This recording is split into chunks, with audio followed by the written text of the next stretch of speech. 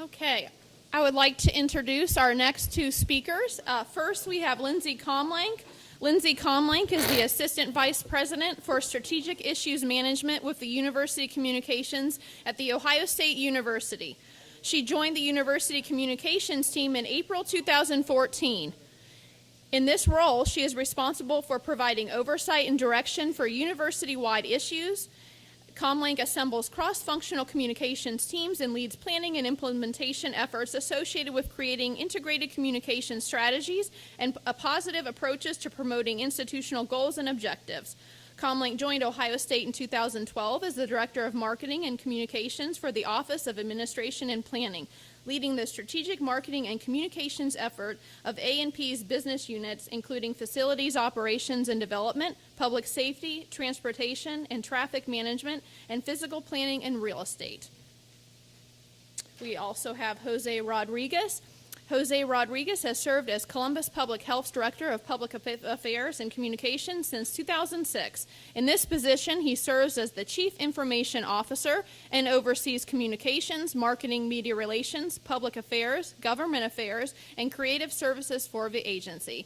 So please join in welcoming Lindsay and Jose.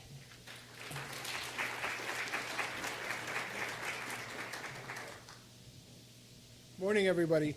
It's actually great to be here in the eve of what I was up till 1 o'clock in the morning watching, of course, CNN and MSNBC and seeing the developings in Dallas, Texas, and really all over the world about Ebola. So Lindsay and I were just chatting about how what I'm going to be talking about today has really prepared us for the great work that we may have to do around Ebola. How many of you were watching the happenings last night on the news?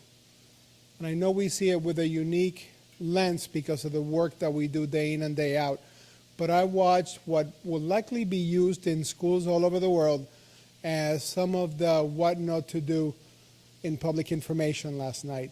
So I saw a press conference of government officials in which an anxious reporter was doing what I see as his or her work, whether I like it or not. She was being very aggressive with a public official, and the public official got upset and walked away. He said, I've been here answering your questions for a half hour, and I have meetings to go to. And that will literally strip all public confidence in government or the great work that you and I do on a daily basis, and our bosses and our colleagues do. So anyhow, if you haven't seen it, I'm sure it's on YouTube by now, please go take a look at it. Because how one recovers from that, it may take this whole crisis to really try to recover from that. It was a great piece of television, even though it was not our brightest moment as PIOs. But let me tell you a little bit about the mumps outbreak that we're still experiencing here in Columbus, Ohio, and actually in the Tri-County area. So I'm going to give you a little bit of an overview. I'll give you a little bit of epi background. I'll share some of the stuff that our partners at Delaware County went through and that we learned from them. We'll tell you a little bit about our communications, education, and policy efforts, and then I will share with you some of the teamwork and the opportunities that we faced throughout this pretty large outbreak. So it was a record-breaking outbreak. It's actually the largest outbreak of mumps in Columbus in 35 years. So how many of us in here have had mumps? And I don't want to violate HIPAA, but it's totally voluntary. So it's not a deadly disease. However, it's very, very painful. It can actually, you get that chipmunk look. What's that? Yeah, that's okay. You get that chipmunk look, and it's not a pretty look, but it is also very, very painful. The Central Ohio mumps outbreak exceeds the total number of cases reported in the whole country. So that kind of sets the stage for how large it was. And of course, it's the largest incidence it's the highest incidence since 1979. So it was the largest number by far of anybody in the nation. So what else was happening around the country? As soon as we found that we had an outbreak, we worked with CDC and we discovered that there were actually other university outbreaks taking place at the same time. So we immediately communicated with those universities to see what were they learning and what were they going through. So we knew that in 2014 alone, Fordham in New York had a big outbreak. University of Wisconsin had an outbreak at the same time we were going through it. And University of Illinois in Urbana-Champaign was also experiencing an outbreak. Now you may wonder why an outbreak in a university? Think back to our college years. I mean, the way we lived, the way we congregate, it's really a perfect environment for a highly infectious disease, regardless of the best efforts of any university or college. So tell you a little bit about mumps. There you have that chipmunk look. You can get a fever, you can have headaches, tiredness, again, the salivary gland inflammation. One of the worst things about the outbreak was about a third of the individuals never had any symptoms. That means that if Lindsay or I had the mumps right now, and I was chatting with my colleague in Delaware County in the back, I could have immediately infected her just by chatting or coughing while I was chatting with her. Because again, I may not have known enough to stay home if I was sick, like you may with other illnesses. Unlike Ebola, in which with Ebola, you're only contagious when you're actually sick. So at least you know that if you're sick, you need to isolate. So that was a challenge that we had. Mumps and prevention, it spread very much like the flu or like a cold. So you really should not be sharing, hopefully you're not smoking, but if you're smoking, you're not sharing cigarettes, utensils, drinking out of the same cans. You need to be vaccinated. The vaccine is about 80-some% effective at best. So that's why it's so important that all of us be up to date on our vaccines, because if I am up to date and you're not, you're really putting me at risk, because no vaccine is really 100% effective. And of course, covering your cough and your sneeze with your sleeve, as well as washing your hands. Everything our moms told us. Possible complications. Now, from a media standpoint, I will tell you that whenever I really wanted to get attention from the media, all I needed to do was to share orchitis, oophoitis, deafness, and meningitis, because that really scared. If you don't know what orchitis is, it's inflammation of the testicles. Oophoitis is inflammation of the ovaries, and fertility will have a major impact on the conversation about mumps, because no one wants to be infertile, and it's a major complication. And we did have plenty, unfortunately, we did have plenty of those complications. We also had a case of permanent deafness, talk about life-changing. So whenever we wanted to highlight the issue or really bring the conversation up with a reporter, that was really key, talking about the complication about mumps. Another challenge that we had with the mumps was the incubation period, which is very long, 12 to 25 days. So on March 6th, I'm sitting in my office in the morning, and at 11:50 my phone rings, and it's Marcy Goulder from 10 TV. So my friend Marcy does a lot of production for health issues. So she was like, "Hey, Jose, I hear that there may be a couple of cases of mumps at Ohio State." And I said, "Marcy, I'm in the middle of something else. Can you shoot me an email?" I actually had people in my office, but I recognized her number. So I said, I'll check into it, call you back, send me an email if you can. So I finished my meeting. In the meantime, she sends me this email that you see, and I check with our EPI folks. And interestingly enough, I reached Dr. Koch, and Dr. Koch tells me, my computer just went off. I think we got 2 cases at Ohio State. And I was like, well, what does that mean? Because I'm really not familiar with how many cases of mumps we should have. So I go, Elizabeth, how many should we have? What's our baseline? And she goes, oh, Jose, we should really only see 1 a year. That's what we normally see. So the fact that we had 2 at Ohio State, that's a problem. So I knew right away that we were onto something. So I called my boss, who didn't know about it yet, called our medical director. Our folks started mobilizing, called for a meeting that afternoon. We were already working with the good folks at Ohio State, but things moved very, very fast. I never had the mumps. I knew very little.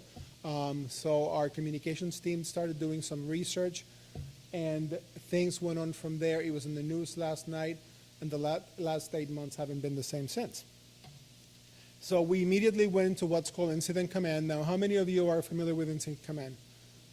I'll tell you, it works. It's real life. It worked. It really, really helped minimize confusion, help ease the flow of information. So our incident commander was Dr. Long, our health commissioner, Ohio State, and I'm sure Lindsay's going to talk about it. They also went into incident command. So Dr. Long was our incident commander. I was the PIO, or at least serving in that box. And he was a perfect structure. How many of you have had the opportunity to use it in real life? So many of us. That's great. It will serve us well during an emergency. So the complexity of an outbreak, how complicated it is when you have a situation. In my case, it's an outbreak. In your case, it could be a totally different situation. It was quite complex. Even though it was a non-deadly illness, the complexity was the number of partners that we had affected. We started out with a Ohio State University outbreak. So that was one important partner, one huge partner, because of the size of the university. They are, in a way, kind of their own city. So then that outbreak broke out from Ohio State, which we knew would happen, into what's called a community outbreak. It was no longer contained in the university. It was really everywhere, and we knew that would happen. Then we had multiple jurisdictions involved. We had, of course, my jurisdiction, Columbus Public Health. We had the Franklin County Public Health. We had our friends at Delaware County, at Madison County.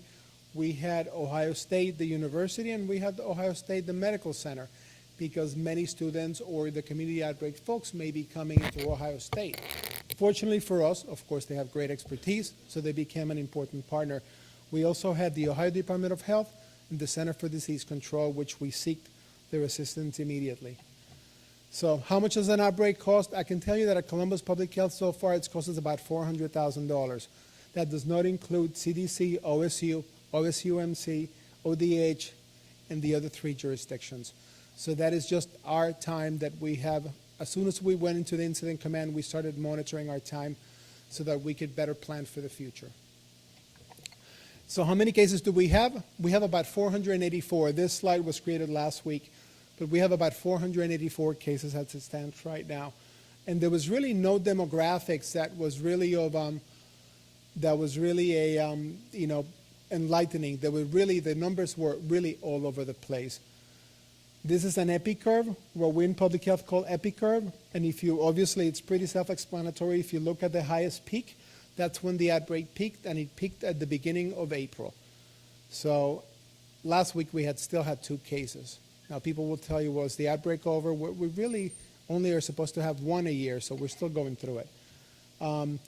When you try to define the audience, who's our audience? Well, unfortunately for us, the audience was widespread. These are the cases of mumps, and even though the majority of the concentrated cases were at the beginning at Ohio State, the cases are everywhere.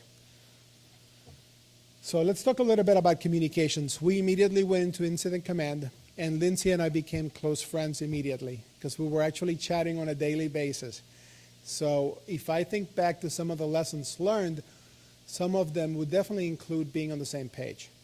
And that meant that our team internally and their team internally were speaking on a daily basis. We were sharing talking points to make sure that we were saying exactly the same thing to the same folks. Now, some reporters may not like that because they think that we're conspiring together and we're trying to keep information away from them.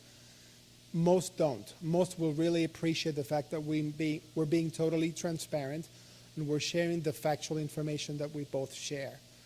We also updated each other on a daily basis as to who was talking to whom. So, for example, if I got a call from the New York Times, which we got several, and I was talking to the New York Times, I would immediately text or email their spokesperson to make sure that they knew that they could be getting a call from the New York Times. I would also brief her on what I share with the New York Times. So it was that sense of consistency that I think really helped build public trust, that we were being transparent and sharing all the information with them. So we did overall about 160 interviews since March 6th. So we were busy. I have kind of a rule of thumb that if it has to do with illness and it has to do with people feeling better and improving the health, I try to use my boss, Dr. Long, because she's a medical doctor, she's a woman, and she's a mom. So her numbers show great confidence. People believe in her and believe what she will tell you. The problem is she has a $50 million business to run. She couldn't really drop everything else that she was doing and attend to 160 interviews in that short amount of time.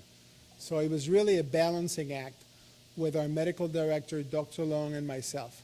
And it was really, really complicated when you have that many interviews to do, and you're trying to instill confidence. And at the end of the day, you're really trying to have the residents take action, because our call to action was get vaccinated. You need to be protected. So that was our main message. And of course, we had an international, national, and local attention. If you actually pick up the October 6th issue of Time magazine, there's a feature there on the mumps and measles outbreak in Ohio, which took place, of course, at the same time. So the key messages, what were the key messages? And again, this is where Ohio State and us, we were on the same page at the same time. So the 4 key messages was wash your hands, cover your cough and sneeze, stay home if you're sick, don't share cups and utensils, and of course, get your MMR shot. So we never deviated from that. We use what I will call from now on direct media. But we knew that moms and parents of university students, of course, they are on Facebook and paying close attention. We knew that reporters were using Twitter. When John was presenting this morning, I remember a couple months ago, reporters love rats. For some reason, if you put a rat on a press release, it's going to lead the news that night. So a couple of months ago, I was watching Twitter, and I could see the editors at the Dispatch and the assistant editors. One of the editors, a friend, found a rat across the street, and he tweeted about it that morning. I knew that day I was going to get a call from Mark about an article about rats. And bingo, it was by 9:30, I had a call, and I knew how big the rat was because Mark had tweeted it. So anyhow, so John was really right on about reporters. And actually, all the reporters from the Dispatch were going back and forth about the rats and, cracking up jokes, but it really gave me a heads up. So watch Twitter, because the reporters do pay attention or they chat that way. So social media was critical to our engagement with our partners. What we did was actually we shared messages. So Franklin County, Delaware County, Madison County, and Ohio State, we all shared these messages. And we may have branded them differently, and the look may have been different, but the messages was consistent. I also spoke quite a bit about the outbreak on social media. So sometimes if I wanted to get attention, I would post the information first on Facebook and then send the press release. So it made them go to my page and like my page. So it was a way of keeping reporters and constituents involved with our page. Then right as the outbreak was happening, the summer came, and we decided to come up with an education campaign because we knew that kids would be going to summer camp. So even though Ohio State was shutting down a little bit, not fully, but slowing down for the summer, we knew that our biggest challenge was going to be changing the messaging and now talking to a new, different audience, which was camps and parents of kids going to camps that summer. So we kind of had to shift and came up with a campaign to talk about summer fun and how to do so safely. And we actually did have some clusters of moms in camps. Our education and outreach efforts were driven in partnership with the university. They did an amazing job. Of course, they have amazing resources. So Lindsay will show you some of the great pieces that they introduced. We had a back-to-school effort. So we were communicating with teachers and parents as they were going back to school to make sure the kids were vaccinated before they returned. And never let a good crisis go to waste. We knew that we had a couple of challenges in our state, and I'll share 2 of them with you. And any of you work in public affairs, meaning government relations and policy? Well, we should work close with each other. If you're strictly a PIO or media relations, your work can certainly influence public policy. So we worked very closely with our public policy people because in Ohio, for example, it's one of the last state in the nation that does not protect children in daycare center as it relates to MMR vaccine. So there is no mandate for kids to be in daycare and be protected by this vaccine. So given that we had 2 major outbreaks in our state, our public policy folks went to work with the State House to help introduce a bill that would protect all of the children of Ohio. So, again, you can't let a crisis go to waste. This is what's happening. At the same time that's happening, put it to good work so that you can improve the life of the residents that we serve. So hopefully that legislation is moving forward. The other challenge that we had is Ohio also does not require that college students get the vaccine as a mandate in schools. So we have an interest in having that conversation, and actually have been working closely with the university and with the universities in Ohio in that issue. So that also, we're also making progress in that. It's very complicated, so it's not like you can change the system immediately. But again, it just shows you the ability to use what's in the news right now to help influence the great work that we do in policy. Anyhow, Lindsay? Thanks, Jose. Hi, everyone. So Jose's done a really great job of basically setting up kind of all the different factors that were going on around kind of the county and the city, but kind of as, starting at the epicenter of Ohio State. So I'll just get into a little more detail about what our communications strategy was, how we worked with Columbus Public Health and others, and kind of what we did to try to be as proactive as possible across the board about something that we knew very quickly would not just be a one-day or a one-week item. It became clear to us almost immediately that this was going to cover several months, if not more. But before I do that, I want to give you just a little bit of background about Ohio State so you really understand what we were dealing with. We would be the 7th largest city in Ohio based off of population. That's right underneath Dayton, and we are situated directly in the middle of the largest city in Ohio. So when you're looking at kind of our audiences and just sheer numbers of what we're looking at on our campus, it's a pretty large scale. We have more than 63,000 students. 57,000 of those students are on our Columbus campus. We have the Wexner Medical Center situated directly on our Columbus campus. We have 14 colleges. We have 80 centers. We have more than 32,000 faculty and staff. And with more events than I can count, we have more than 100,000 people on Columbus campus every single day. So where are those people when they're on Columbus campus in terms of scope? We have 450 buildings on campus. We have 34 residence halls. But interestingly, of those 34 residence halls, and then the numbers I gave you about the number of students we have, only 10,000, almost 11,000 of our students actually live on campus in our residence halls. We have about another 1,000 people who are in non-traditional university family housing, and then about 1,300 students in university-run sorority and fraternity housing. So really, the largest majority of our population is not in university housing. And the reason that makes a difference is they're really still living in the same type of high-density atmosphere, but we don't have as much direct contact with them if they're not living in university housing. So that's really why I bring that up. So going into a little more of the background, as Jose noted, on March 6th is when Columbus Public Health affirmed that we had actually 11 Ohio State students who had been diagnosed with suspected mumps. Only 2 actual confirmed cases, but 11 diagnosed as suspected. And that's really where the partnership began very quickly and very strongly.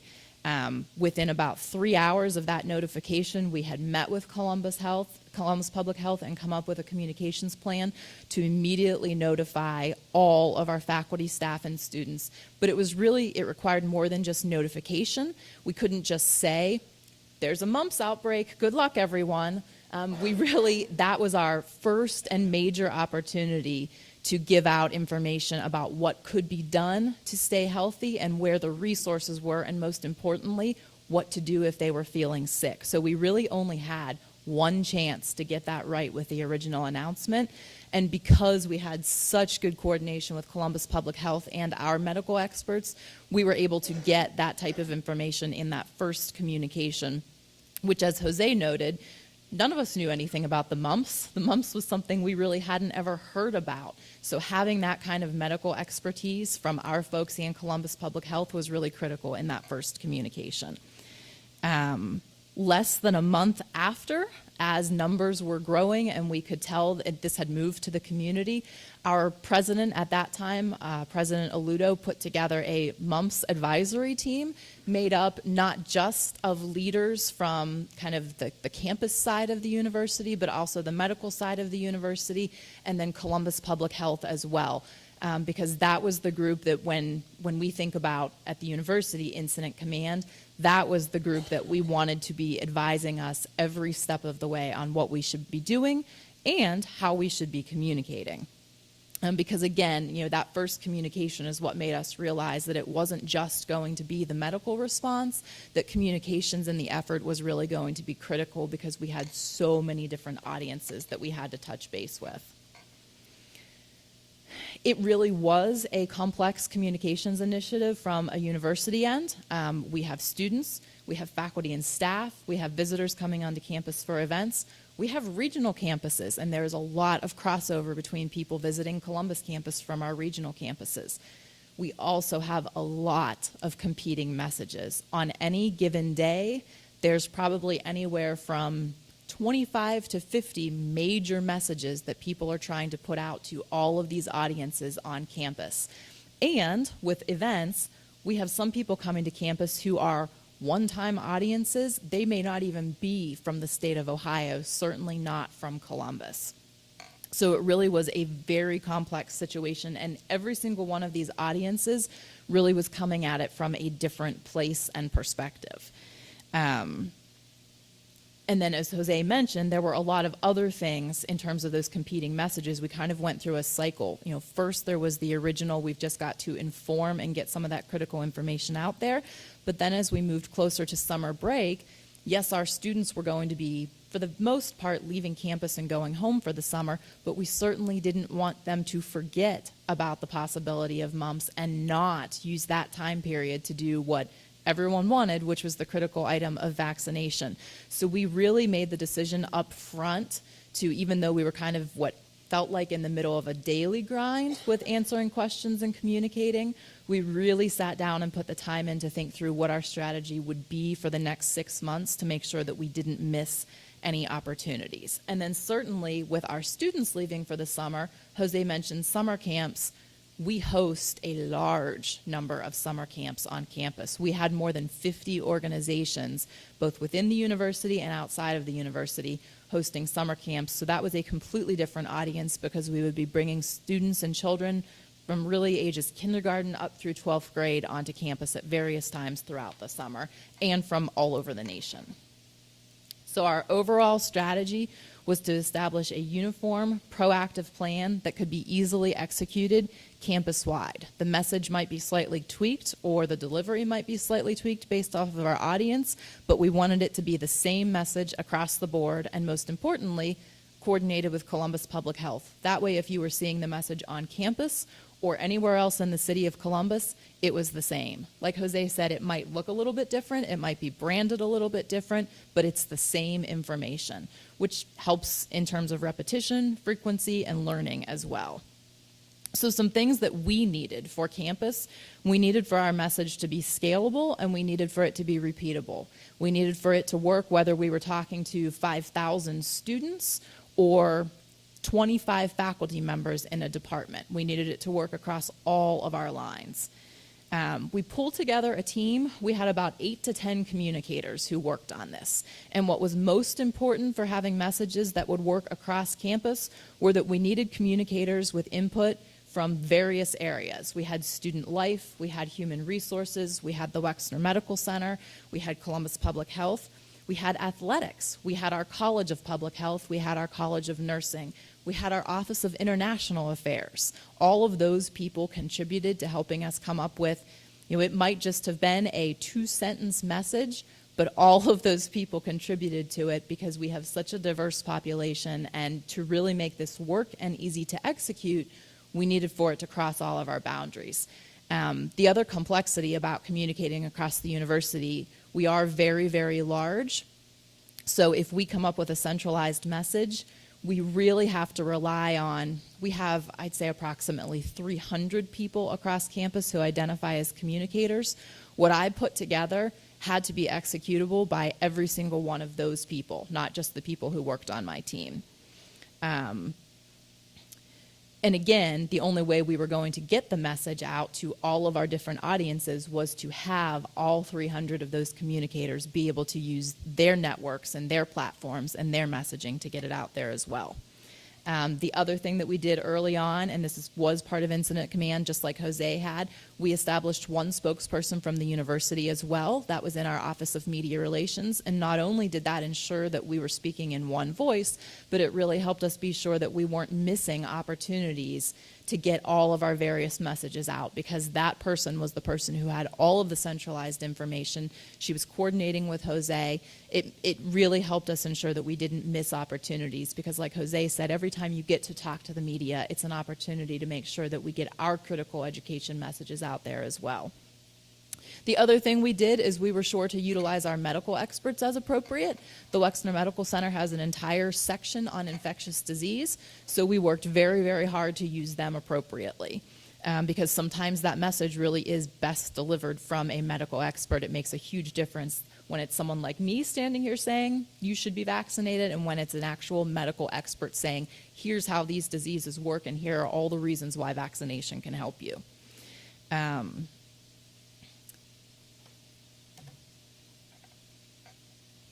The other thing I will mention, and Jose really covered this too, but it really can't be stressed enough, our internal communications were just as important as our external communications.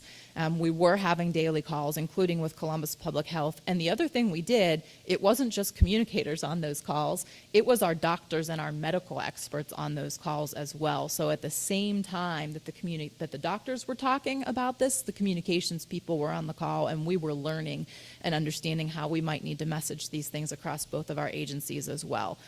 So that was incredibly important externally with our work with Columbus Public Health, but as well as at the university as well.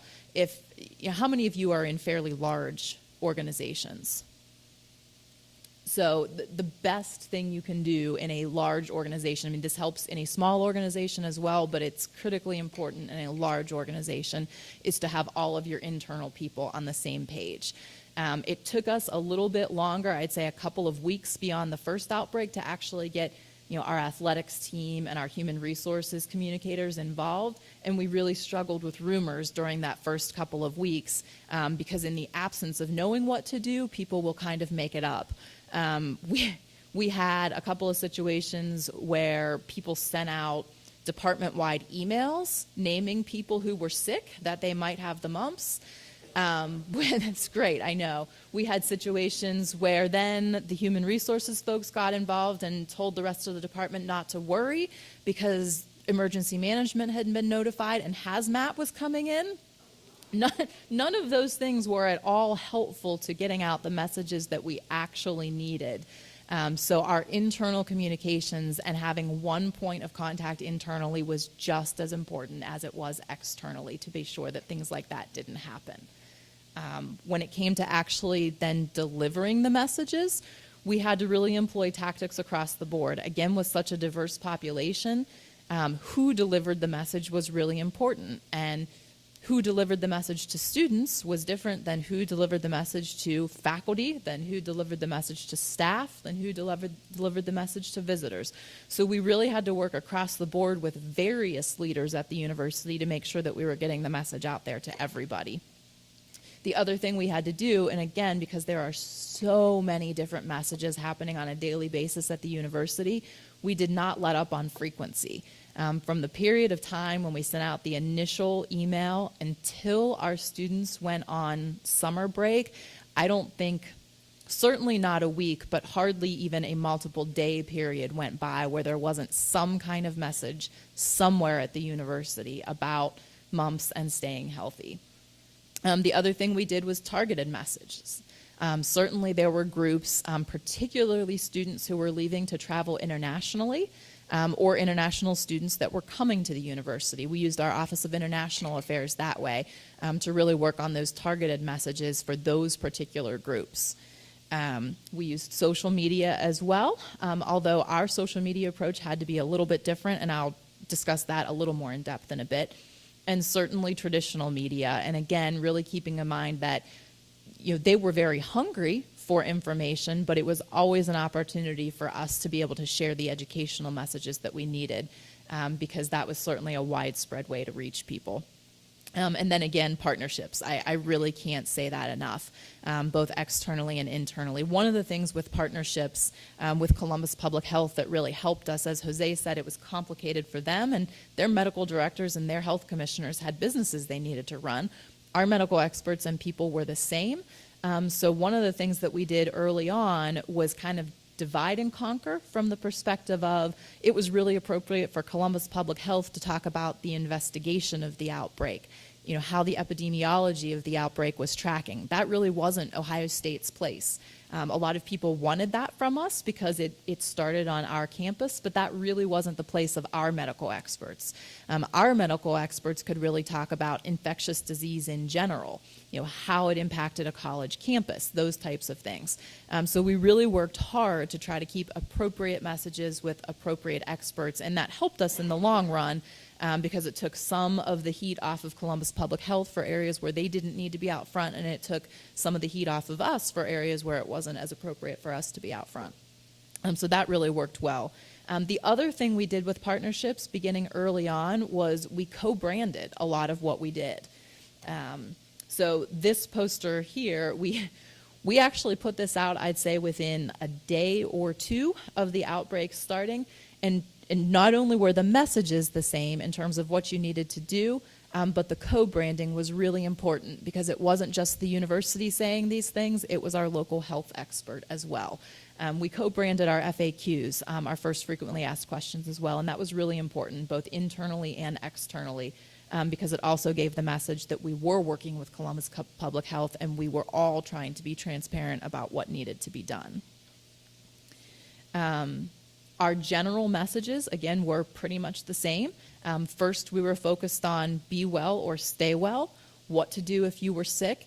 An importance of vaccination was always in our message, but we really didn't turn to asking for that as an action until we got a little bit further into the outbreak.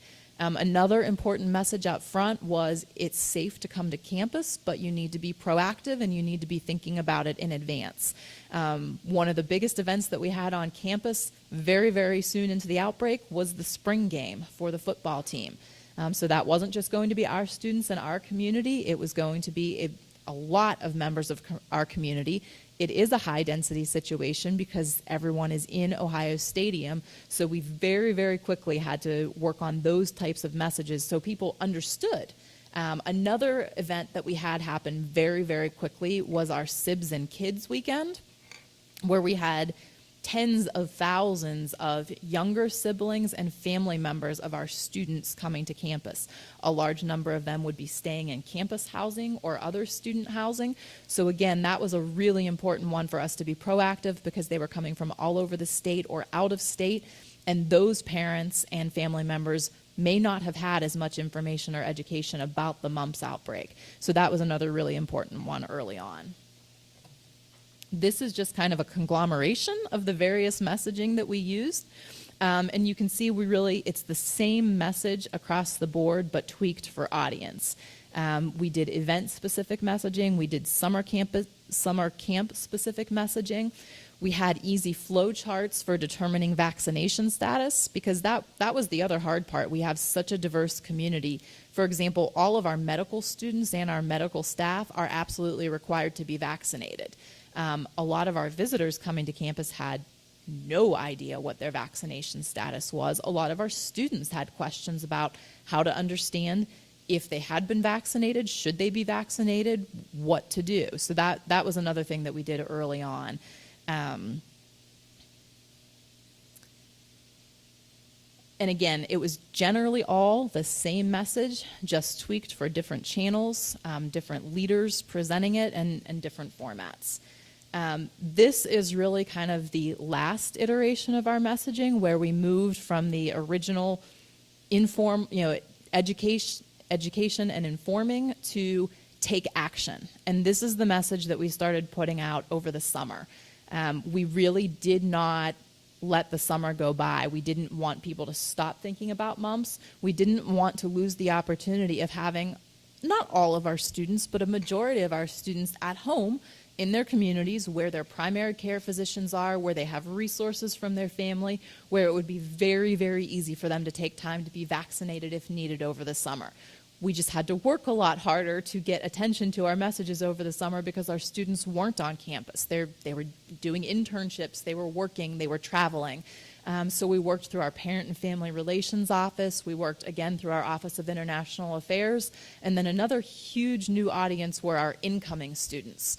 We do have a very active first-year experience program, so we worked through them as well as summer orientations where we actually had students and parents on campus. And at that point, we were actually giving them the message and then letting them know they could go straight to our student health center if they wanted and be vaccinated. So our summer and our later messaging is really where we moved into asking for the action step that we needed. Obviously, with so much happening not on campus, we needed a digital platform. We were working with social media. We were working with a lot of formats where we needed short and to the point messages. So, I mean, this is pretty much a no-brainer at this point, but we established a central repository online where we could send everybody that had all of our more detailed and updated information. And as Jose said, we all coordinated on social media. But the interesting part for university social media is that Ohio State has 99,000 Twitter followers. We have 575,000 Facebook fans. So you would think that that would be really simple. That's a wonderful way to get a message out to a ton of people. The problem was the vast majority of those people weren't necessarily our intended audience. Those 99,000 Twitter followers are from all over the world. And it wasn't nearly as important that we got to the people in Brazil about the mumps as it was that we got to people on campus and in the state and in the Columbus area. So just straight up using our main university social media channels wasn't going to get us what we needed. We do have health and wellness channels. We have @BuckMD. They have 500 Twitter followers. That's great, but not quite broad enough. Of course, we kind of have a coordinated social network of all of our different channels on campus, and so one of the things that really helped was, again, coordinating across the board, where the message might originate from @BuckMD, but we got it the appropriate visibility that we needed by retweeting through other appropriate channels. Our emergency management Twitter feed has 8,000 followers. The Lantern has 23,000 followers, and because the media was so interested, we got a lot of retweets that way. The Lantern was also tweeting on a daily and then weekly basis the information that Columbus Public Health was putting out. So all of that played into our visibility and how we knew we were being able to get the message out through our social media channels.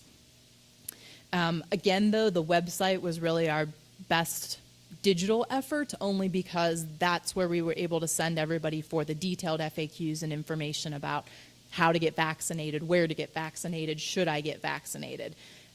We didn't get our web analytics set up quite in time for the initial set of the outbreak, but I can tell you that over the summer, even when we didn't have as many people on campus, we were still getting more than 1,000 unique page views every month, which doesn't sound like a lot except for the fact that it was summer, and the fact that that many people in our community were still actually hitting that website showed a high level of activity.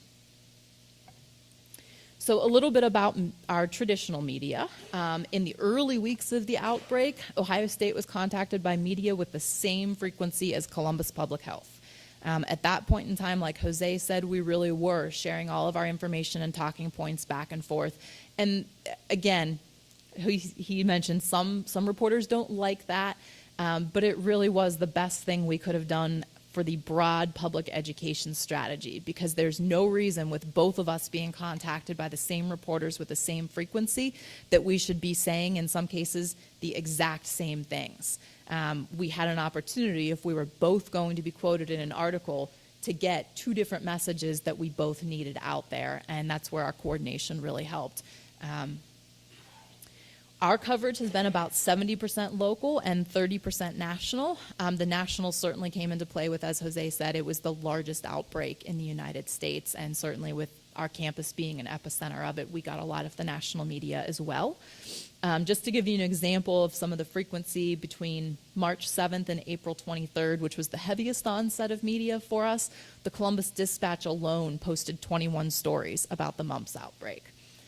We did have media drop off in mid-April as the community outbreak got larger and as measles became an issue in the state. But it picked right back up again. Some kind of spike periods for us were spring break, as students went to leave campus, and then as students went to come back to campus in the fall. All of those things picked up.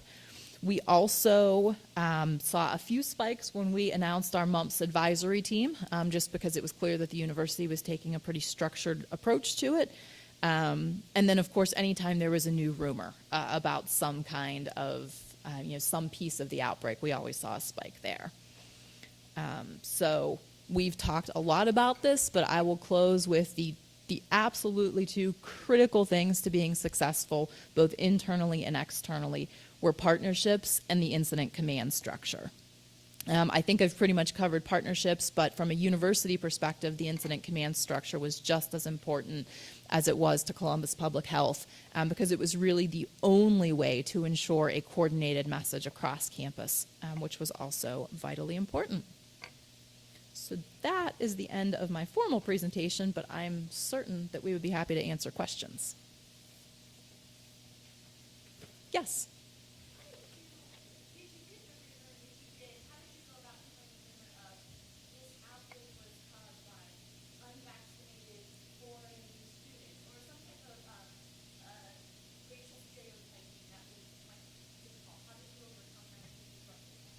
Thanks. The question, just in case anyone didn't hear, was, how did we handle rumors potentially about the outbreak being caused by unvaccinated or foreign students or any other kind of racial stereotype? And yes, we actually did have that rumor. And the best way that we were able to combat that was our partners at Columbus Public Health, because they were actually looking at, they were doing the investigation of the disease. And so they were able to explain to people, and I'll let Jose talk about the number of vaccinated cases that they were seeing. I think it boils down to, I give credit to my boss in which he appreciates the efforts to be transparent.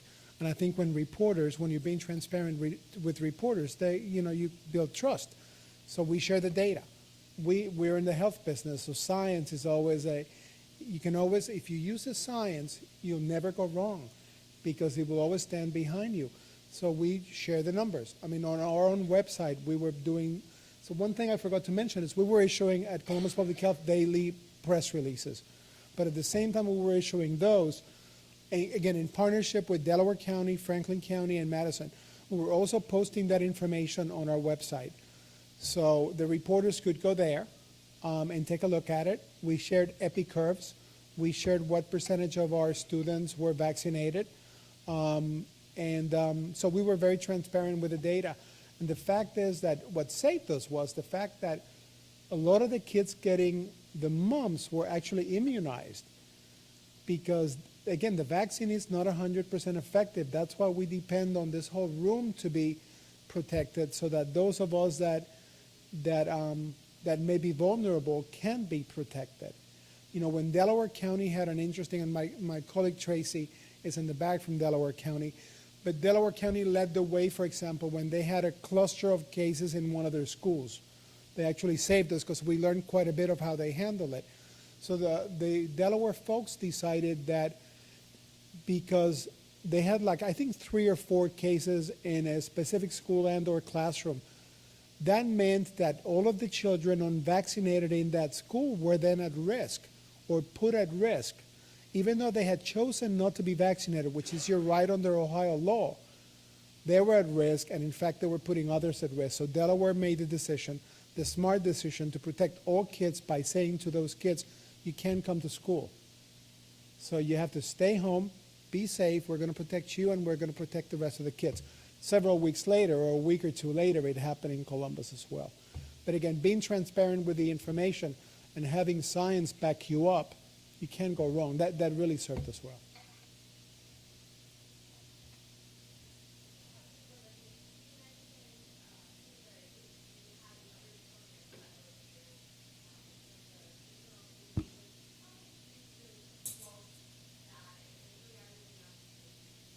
Thanks. So the question was about how did we get all of our internal departments at Ohio State on the same page and working together? And the answer is really the incident command structure. The minute where we were able to start communicating, we actually had to, we are a large enough organization that just us establishing incident command didn't mean that everyone knew about it. So the minute we actually communicated that there was an incident command structure and that I was the lead communicator and that anyone who had questions about anything related to mumps should go through me before communicating anything, it immediately helped us, put that together. Unfortunately, some of those initial early things happened, but we really, the biggest thing was just communicating across the board. And we did that through not just communicators, but our human resources network was really important for that. So as soon as our central human resources office put that message out, we really started to make gains on getting everybody on the same page.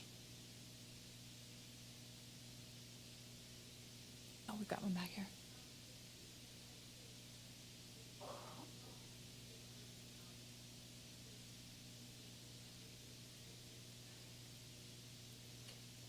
So the question is, we have an alert system on campus that students can get messages on their phones, and did we use that for this incident? No, we actually did not use it for these purposes. So it's called our Buckeye Alert system, and when we send the messages out through Buckeye Alert, that's really, it's meant for immediate, imminent danger.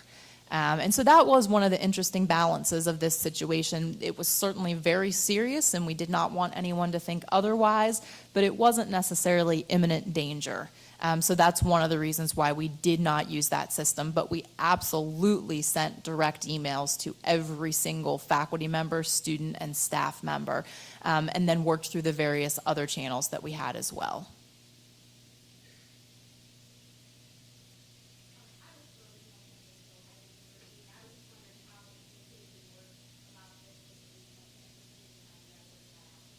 So the question is, how did we work with our regional campuses?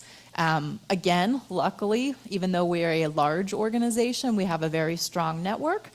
So we actually worked through each of our deans and then our communicators on the regional campuses to have them send out messages as well. And again, they needed to be a little bit different because none of them actually had mumps on their campuses. And the other interesting part for us is most of our campuses, our regional campuses, are co-located with other campuses and universities, so it was really important that they then worked with their partner communicators to make sure that everyone was putting out a consistent message, but really the same network. And what we did with them, because most of our messages on campus shared resources for how to get vaccinated and what to do on Columbus campus, so that one also took a little more coordination because we wanted to make sure that we were giving them appropriate resources for their areas.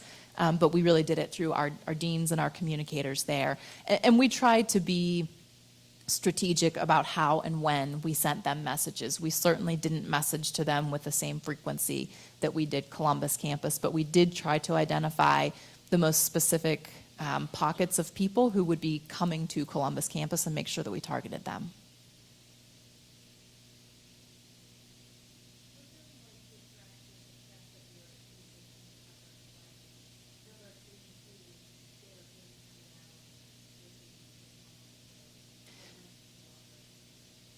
Good question. So her question was if there was any way to track the success of our communications efforts by the number of students who did or did not come down with mumps.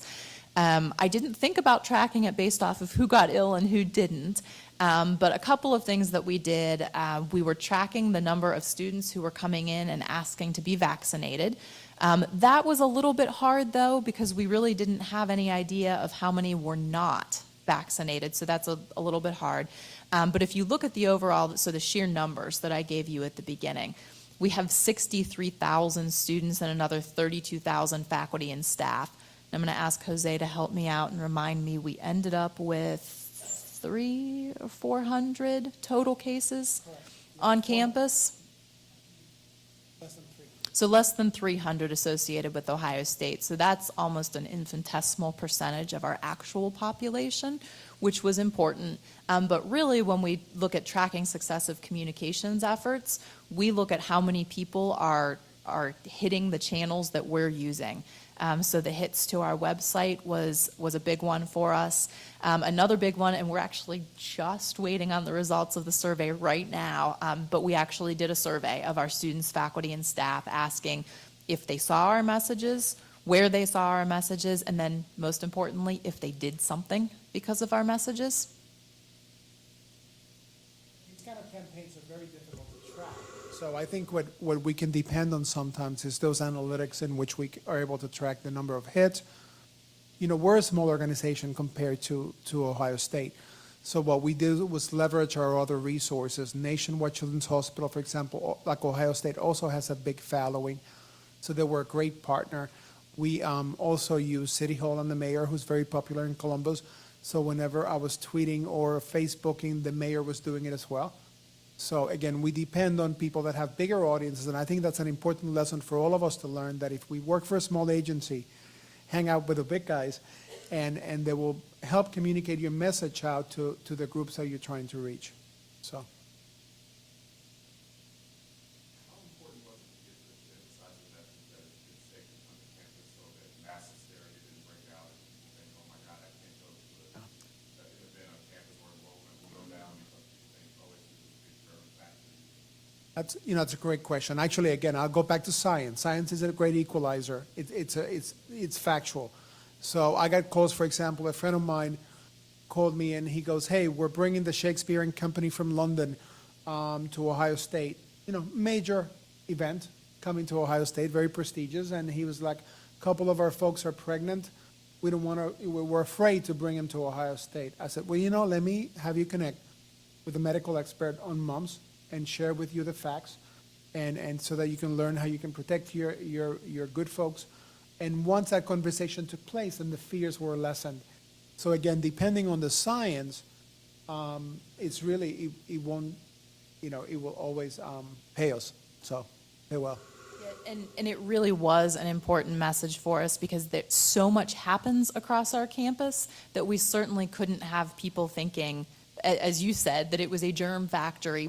But we needed people to be very cognizant of what they could do to be proactive. A really good example of that is kind of at the same time that we had Sibs and Kids Weekend happening, we had about 35 adults coming from around the world to a foundation board meeting. And our foundation director said to me, are you really telling me that I have to tell these 35 really busy individuals that they all need to go get vaccinated before they come to campus? And I said, no. So we need to think realistically about this. None of them will be staying in high density housing situations. They're going to be in our conference center. They're very unlikely to be sharing utensils while they're at the conference. This is a pretty low risk group of people. However, I don't think they want to be surprised when they get here and see in our local media and all over campus messages that there's mumps and then be worried that we didn't tell them. So we really had to look at, for that exact reason, just different levels of messaging and how we told people and why. Follow-up for that is about compliance is a big issue. So how is your message formed about the place of compliance? Like your cell phone isn't placed in the compliance locker. So is that restrooms, depending on what the faculty was, where they go on campus, what they would be compliant to? We did. So the question was, did we target our messages for the appropriate areas for compliance? Like your cell phone isn't really the place where you've got the opportunity to wash your hands. The restroom is. And that we actually did that specifically for the spring game. We made sure that those posters that said very large, wash your hands, were in the restrooms, on the doors and in the bathrooms. We did the same thing in residence halls, making sure that we had areas where action items could be taken, that's where we had those messages. Was it difficult that kind of in the middle or second, third of this, that the Eagles outbreak across Ohio happened? Did you have to tailor your message at all, or were you able to kind of keep everyone on the same page with the information, or the direction of the same? it was kind of good news and bad news. You know, the measles is a much more complicated and much more mortality. The mortality and morbidity for the measles is much more complicated than mumps. So we were happy that measles did not hit Columbus or Franklin County. However, the conversation shifted from mumps to measles, and we became the end of the article. You know, something, again, in our market, we were very fortunate. We have the Columbus Dispatch, and we had an awesome medical reporter that is really, really very factual, very smart.